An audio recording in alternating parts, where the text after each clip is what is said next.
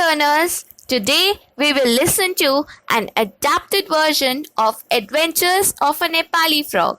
The story is written by Kanakmani Dixit. He was born in 1956 in Lalitpur, Nepal.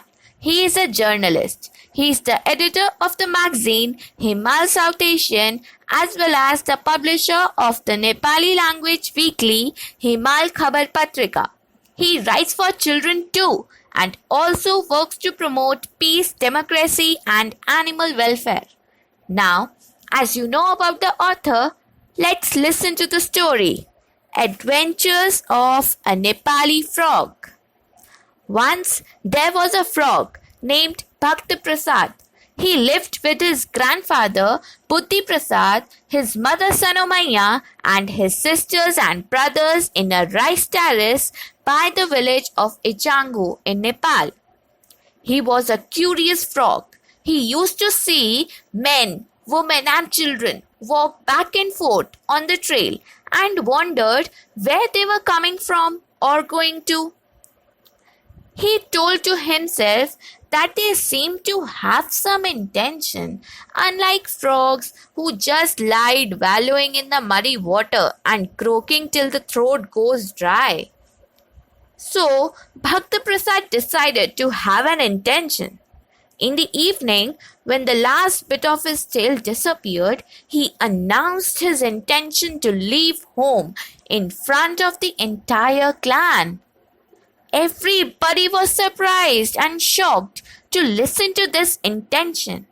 However, Buddhi Prasad, the head of the elderly clan, was the only one who understood Bhakta Prasad's wish because he too had the same wish but failed to do so.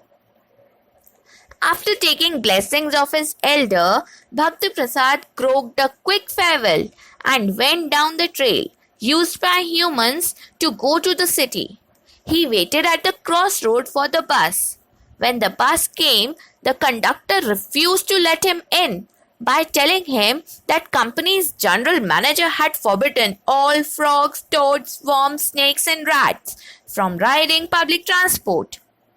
Conductor's attitude changed when he saw Bhakti Prasad addressing him respectfully Hajur.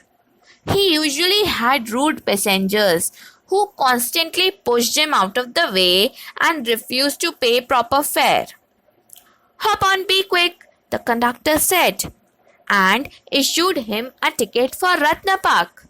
Kathmandu's city center was a world of dazzling lights and cacophony of noises that shocked Bhakti Prasad in the beginning. It would have shocked any rural creature from Kathmandu's village or outskirts. People were moving around in every direction. They were joined by cars, buses, rickshaws, bicycles, and motorcycles. Bhakti Prasad was confused.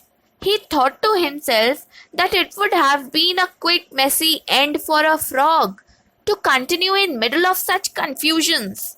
He advised himself that experiencing Kathmandu on foot is not such a good idea. The story continues as Bhakti Prasad travels to different parts of Nepal and has great many adventures before returning to home to Kathmandu. Thank you so much.